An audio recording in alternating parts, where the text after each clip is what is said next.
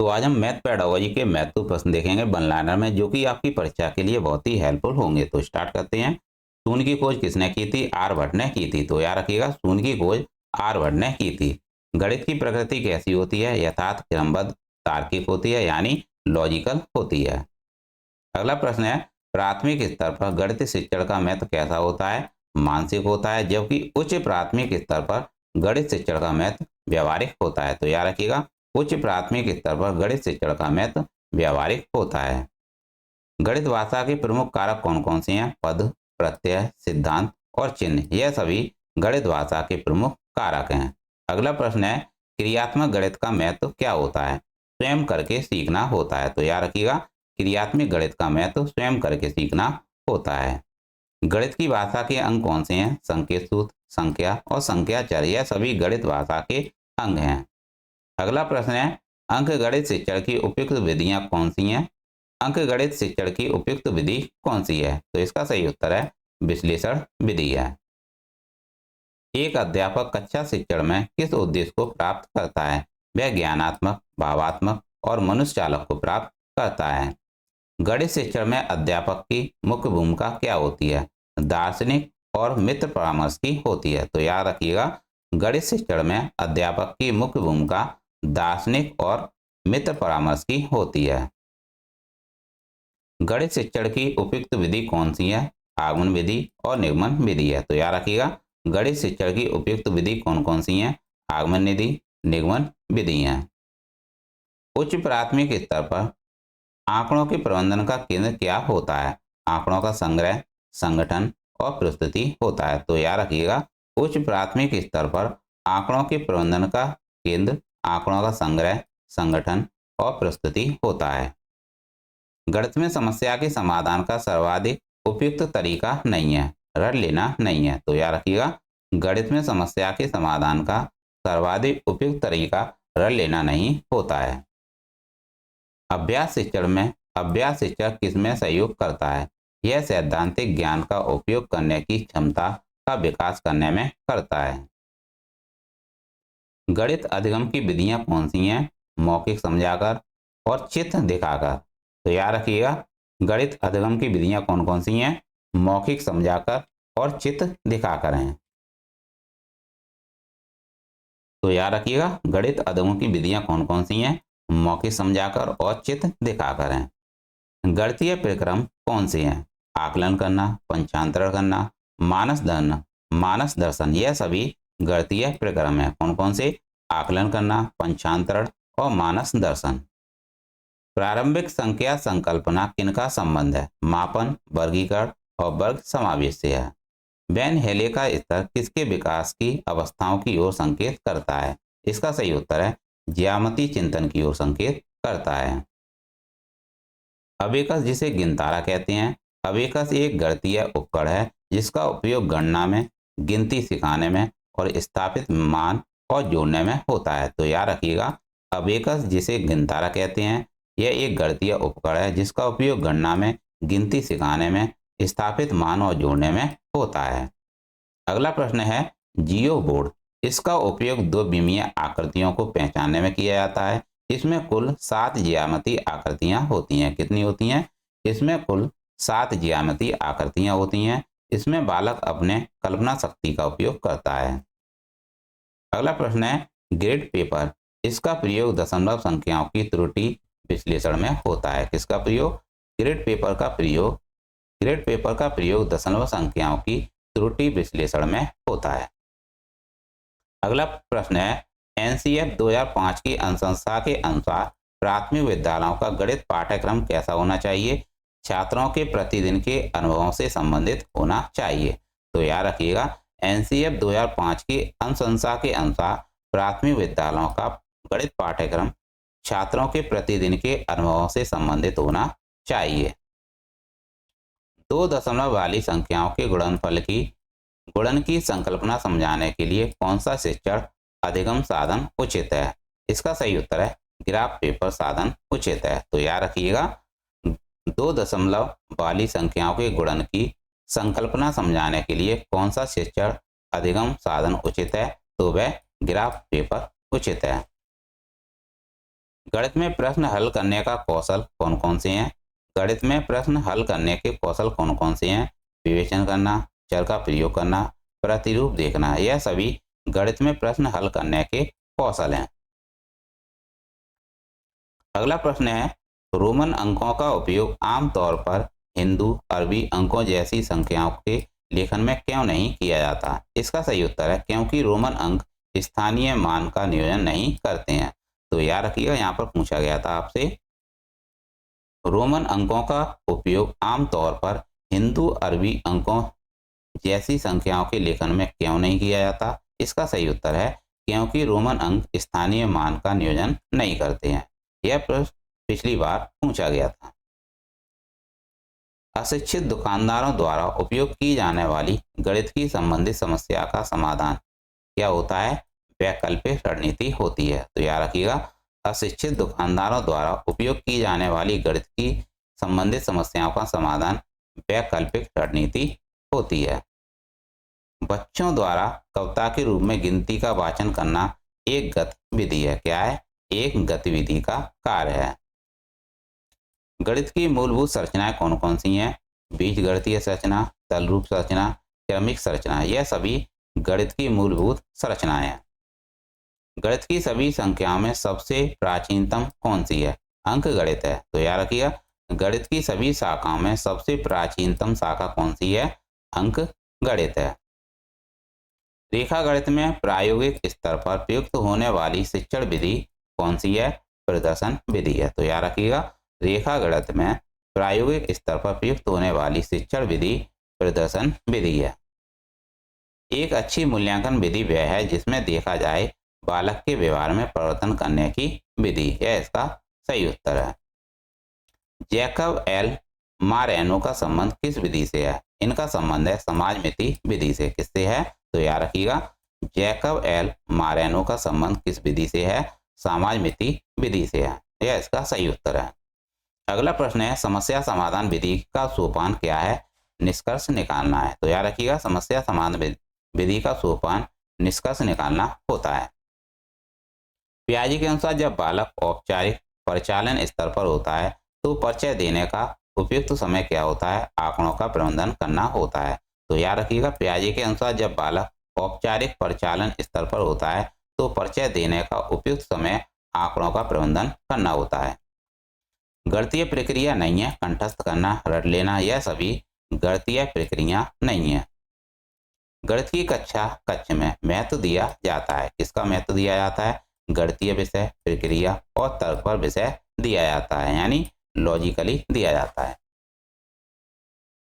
अधिक गणित जानने की अपेक्षा यह जानना अधिक उपयोगी है कि गणितीय कारक कैसे किए जाएं। यह कथन किसके द्वारा दिया गया है? यह कथन दिया गया है डेविड हीलर के द्वारा। तो याद रखिएगा, पूछा गया था कि अधिक गणित जानने की अपेक्षा यह जानना अधिक उपयोगी है कि गणितीय कारक कैसे किया जाए। यह कथन किसका है? यह कथन है डेविड हीलर का। एनसीएफ 2005 के अनुसार विद्यालयों में गणितीय शिक्षा का मुख्य उद्देश्य क्या होता है? इसका सही उत्तर है बच्चों की चिंतन प्रक्रिया का गणितीय कारण करना। तो पूछा गया था यहाँ पर आपसे, एनसीएफ 2005 के अनुसार विद्यालय में गणितीय शिक्षा का मुख्य उद्देश्य क्या होता है? बच्चों की चिंतन प्रक्रिया का गणितीय कारण जानना। यह इसका सही उत्तर है। यहां से हटा दिएगा, जानना यहाँ पर। गणित स्वतः एक भाषा है जो कि विभिन्न चिन्हों और नियमों से चलती है। किसके द्वारा चलती है? चिन्हों और नियमों से चलती है। तो याद रखिएगा, गणित स्वयं एक भाषा है जो विभिन्न चिन्हों और नियमों से चलती है। गणित में उपलब्धि कम होने का कारण क्या है? गणित में उपलब्धि कम होने का कारण क्या है? व्यक्ति की स्वाभाविक क्षमता है। इसका सही उत्तर है व्यक्ति की स्वाभाविक क्षमता। गणित के प्राथमिक पाठ्यक्रम में प्रतिचित्रण का परिचय देने का मुख्य प्रयोजन त्रिविम विचार क्षमता को प्रोत्साहन देना, विषय को सरल करना और रुचिकर बनाना है। तो याद रखिएगा, पूछा गया है गणित के प्राथमिक पाठ्यक्रम में प्रतिचित्रण का परिचय देने का मुख्य प्रयोजन यह होता है त्रिविमीय विचार क्षमता को प्रोत्साहन देना, विषय को सरल करना और रुचिकर बनाना होता है। द्विविमीय आकृतियों को शिक्षक किस पर चित्रित कर सकता है? यह समतल कागज पर चित्रित कर सकता है। तो याद रखिएगा, द्विविमीय आकृतियों को शिक्षक किस पर चित्रित कर सकता है? समतल कागज पर चित्रित कर सकता है। अगला प्रश्न है, परंतु त्रिविमीय आकृतियों को कागज पर चित्रित करते समय विमाएं दिखाई नहीं देती हैं। तो याद रखिएगा, परंतु त्रिविमीय आकृतियों को कागज पर चित्रित करते समय विमाएं दिखाई नहीं देती हैं। यह इसका सही उत्तर है। अगला प्रश्न है, मेरे पास 6 पेंसिल हैं, मनीष के पास मेरे से 2 अधिक हैं, मनीष के पास कितनी पेंसिल हैं? यह किस प्रकार की शाब्दिक समस्या है? इसका सही उत्तर है तुलनात्मक जमा शाब्दिक समस्या। इसका सही उत्तर है तुलनात्मक जमा शाब्दिक समस्या है यह। हिंदू अरबी गणना प्रणाली के आधार कितने हैं? 10 हैं। तो याद रखिएगा, हिंदू अरबी गणना प्रणाली के आधार कितने हैं? 10 हैं, क्योंकि इसमें आधार 2 की प्रणाली का पालन किया जाता है। गणित विषय की विशेषता क्या है? तर्कपूर्णता, परिणामों की निश्चितता और शुद्धता है। तो याद रखिएगा, गणित विषय की विशेषता क्या है? तर्कपूर्णता, परिणामों की निश्चितता और शुद्धता है। चिंता, बोध, तर्कशक्ति, विश्लेषण की क्षमता बढ़ाने वाला विषय क्या है? गणित है। क्या है? गणित है। यह तो आप सभी को मालूम होगा। गणितीय निष्कर्ष सर्वमान्य होते हैं क्योंकि यह तर्क पर आधारित होते हैं। किस पर आधारित होते हैं? तर्क पर आधारित होते हैं, यानी लॉजिकली होते हैं। शिक्षण उद्देश्य का क्रमिक वर्गीकरण किया गया है। किसके द्वारा? ब्लूम द्वारा किया गया है। तो याद रखिएगा, शिक्षण उद्देश्यों का क्रमिक वर्गीकरण ब्लूम द्वारा किया गया है।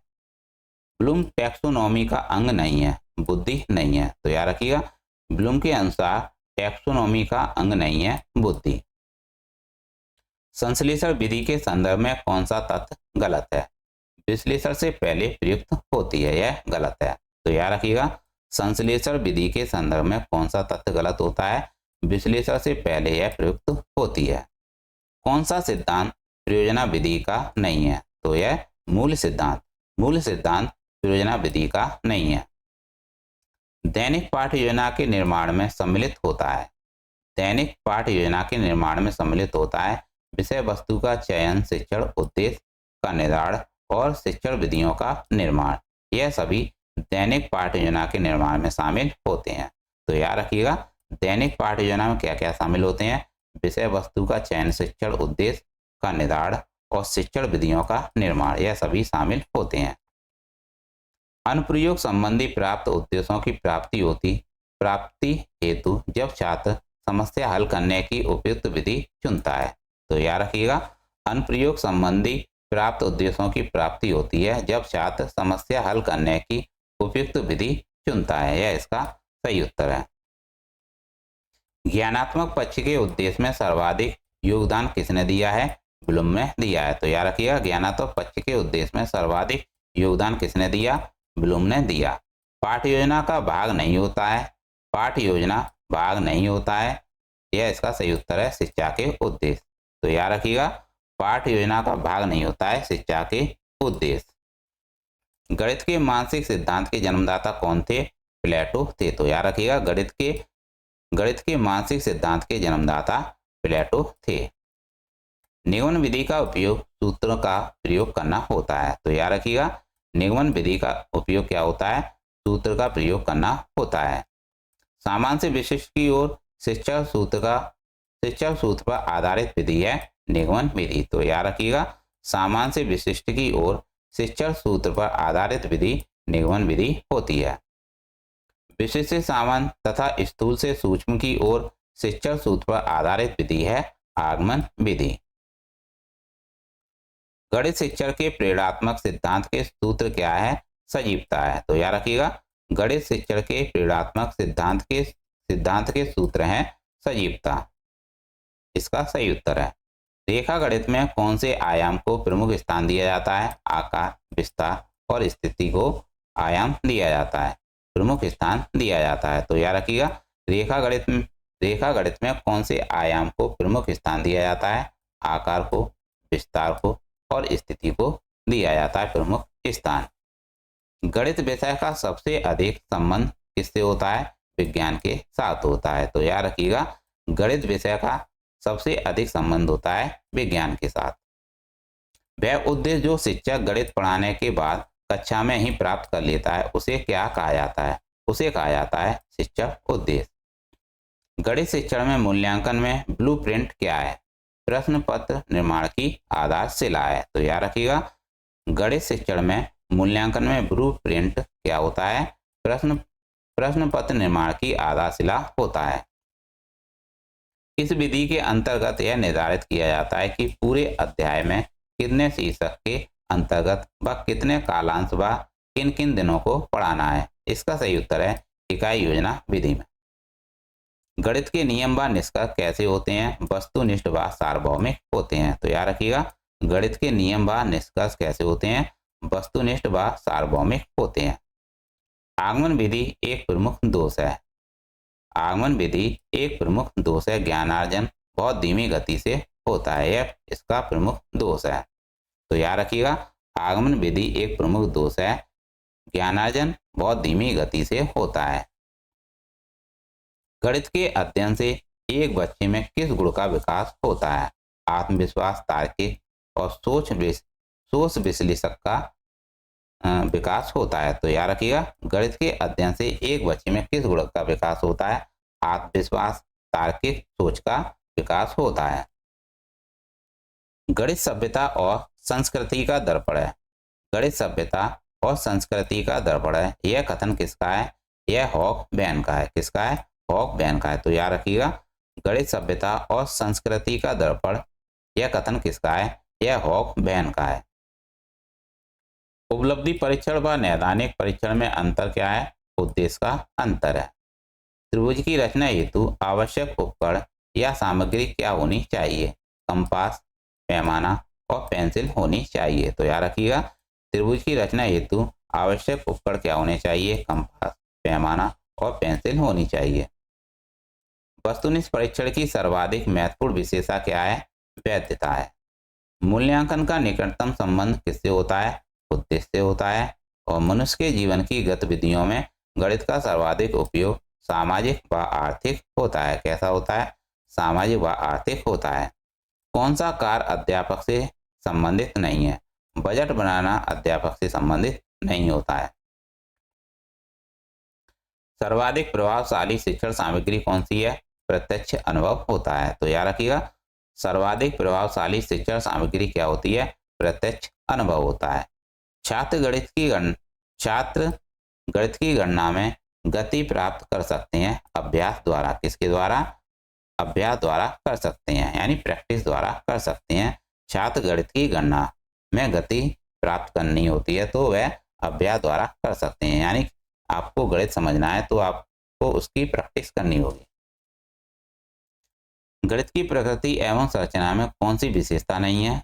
गणित की सभी शाखाओं का मूलभूत आधार समुच्चय सिद्धांत भाषा है। यह इसका सही उत्तर है।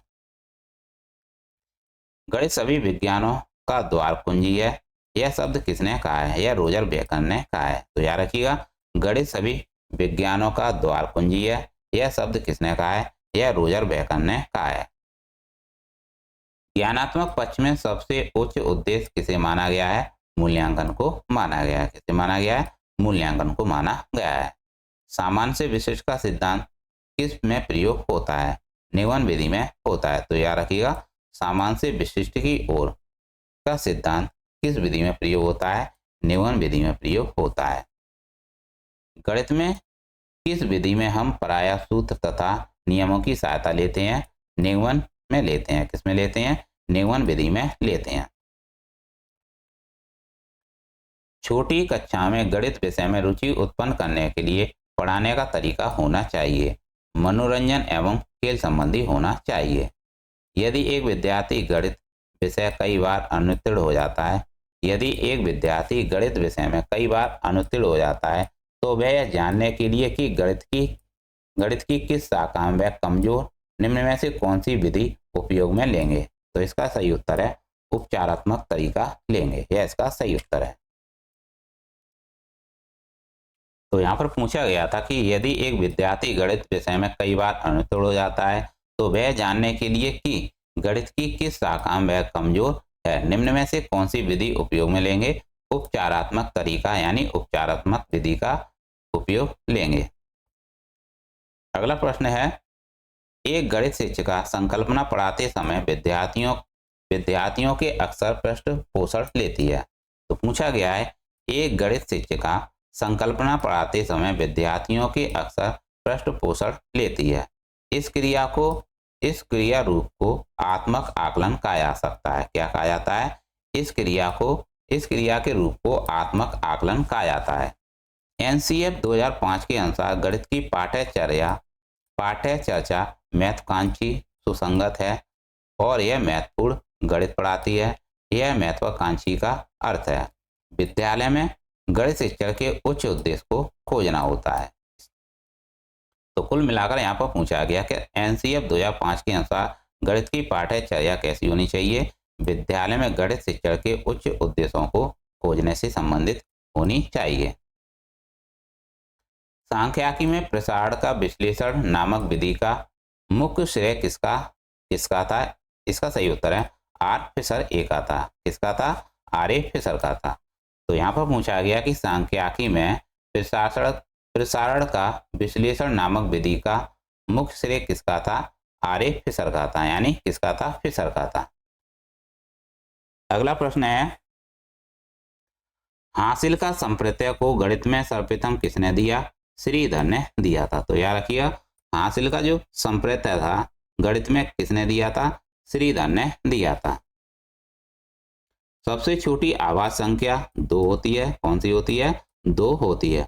और सबसे छोटी प्राकृतिक संख्या 1 होती है। तो याद रखिएगा, सबसे छोटी आवाज संख्या 2 है और सबसे छोटी प्राकृत संख्या 1 है। अगला प्रश्न है, गणित विज्ञान है किसका है? घटनाओं का है। तो याद रखिएगा, गणित विज्ञान है घटनाओं का। गणित की उन्नति और वृद्धि देश की संपन्नता से संबंधित है। यह कथन किसका है? यह कथन नेपोलियन का था। यह कथन किसका था? नेपोलियन का कथन है। तो याद रखिएगा, गणित की उन्नति और वृद्धि देश की संपन्नता से संबंधित है। यह कथन नेपोलियन का है। अगला प्रश्न है, उच्च कक्षा में गणित की कौन सी शिक्षण विधि ज्यादा लाभदायक होती है? तो निगमन विधि लाभदायक होती है ज्यादा। गणित की सर्वाधिक प्राचीन शाखा क्या है? अंक गणित है। छोटी कक्षाओं के लिए उपयुक्त विधि आगमन विधि है। क्या है? छोटी कक्षाओं के लिए उपयोगी विधि है आगमन विधि। आगमन विधि किस शिक्षण सूत्र पर आधारित होती है? विशिष्ट से सामान्य की ओर आधारित होती है। तो याद रखिएगा, आगमन विधि किस शिक्षण सूत्र पर आधारित होती है? विशिष्ट से सामान्य की ओर आधारित होती है। ह्यूरिस्टिक विधि का केंद्रीय सिद्धांत क्या है? इसका सही उत्तर है स्वयं करके सीखना होता है। तो याद रखिएगा, ह्यूरिस्टिक विधि का केंद्रीय सिद्धांत क्या होता है? स्वयं करके सीखना होता है। उदाहरण से नियम बनाया जाता है। किसी विधि में बनाया जाता है? उदाहरण से नियम की ओर आगमन विधि में चलते हैं। किस में चलते हैं? आगमन विधि में चलते हैं, जिसमें आगमन विधि में सबसे पहले उदाहरण बताया जाता है, उसके बाद नियम बताया जाता है। जबकि निगमन विधि में पहले नियम बताया जाता है, उसके बाद उदाहरण दिया जाता है। तो दोनों ही अपोजिट हैं। अगला प्रश्न है, गणित सार संग्रह किसकी पुस्तक है? यह महावीर चार की पुस्तक है। किसकी है? गणित सार संग्रह किसकी पुस्तक है? महावीराचार्य की है। लीलावती पुस्तक के लेखक कौन है? भास्कराचार्य हैं। कौन है? भास्कराचार्य द्वितीय हैं। तो याद रखिएगा, लीलावती पुस्तक के लेखक भास्कराचार्य द्वितीय हैं। 22 दिसंबर को गणित दिवस किसके जन्म दिवस के अवसर पर मनाया जाता है? श्रीनिवास रामानुजन के दिवस पर मनाया जाता है। जन्मदिन के अवसर पर मनाया जाता है। तो याद रखिएगा, गणित दिवस 22 दिसंबर को मनाया जाता है और किसकी जयंती पर? श्रीनिवास रामानुजन की जयंती पर मनाया जाता है। मैथमेटिक्स सोसाइटी की स्थापना इलाहाबाद में किसने की थी? इसका सही उत्तर है प्रोफेसर BN प्रसाद ने की थी। गणित विज्ञान की रानी है, यह कथन किसका है? यह कथन है गॉस का। तो याद रखिएगा, गणित विज्ञान की रानी है, यह कथन है गॉस का।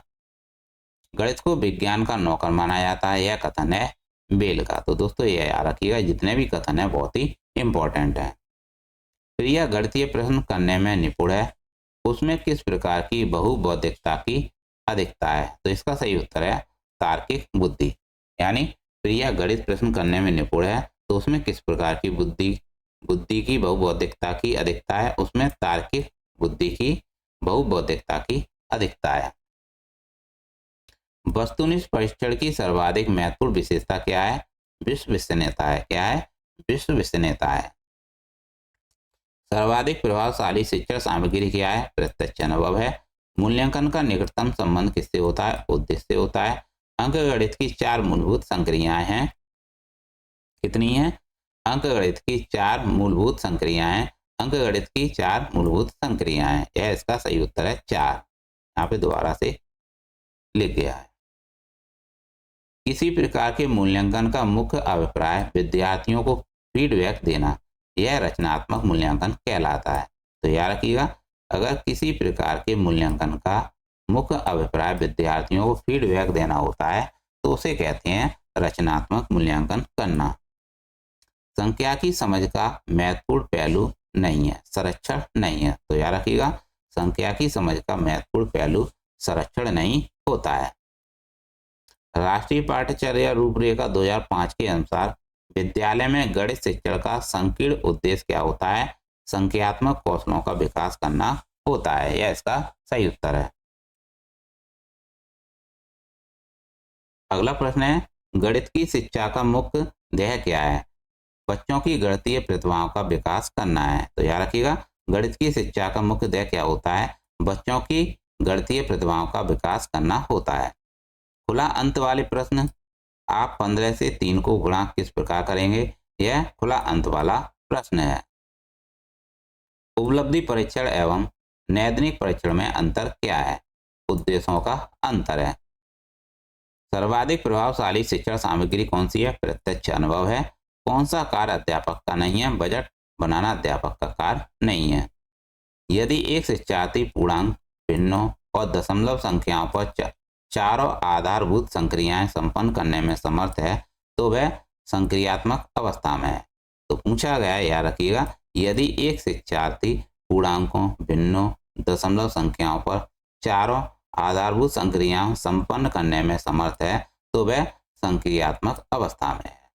जीन पियाजे के अनुसार कितनी वर्ष की आयु तक के बच्चों में संज्ञानात्मक परिपक्वता का अभाव पाया जाता है? इसका सही उत्तर है 6 वर्ष। इसका सही उत्तर है। तो याद रखिएगा, जीन पियाजे के अनुसार कितनी वर्ष की आयु तक के बच्चों में संज्ञानात्मक परिपक्वता का अभाव पाया जाता है?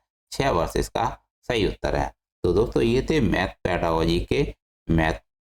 पेडागोजी के ऑनलाइन महत्वपूर्ण प्रश्न, जो कि आपकी परीक्षा के लिए बहुत ही हेल्पफुल होंगे। तो आप इन प्रश्नों को एक दो बार और देख लीजिएगा, जिससे आपका कॉन्सेप्ट बनेगा और आप प्रश्नों को हल कर पाएंगे। तो दोस्तों, एक क्लास और आपके लिए लेकर आऊँगा, उसी में आपका काम हो जाएगा मैथ पेडागोजी में। तो दोस्तों, मिलते हैं नेक्स्ट क्लास में। Thanks for watching. Please channel को लाइक और सब्सक्राइब करके सपोर्ट जरूर करें, क्योंकि आपके लिए ही इतनी मेहनत करते हैं। आप कमेंट बॉक्स में लिखते हैं कि ये वीडियो बना दो, तो वही वीडियो बनाते हैं। तो प्लीज़ चैनल को लाइक और सब्सक्राइब जरूर करें यदि आप वीडियो देख रहे हैं। तो मिलते हैं नेक्स्ट क्लास में। Thanks for watching. आपका दिन शुभ हो।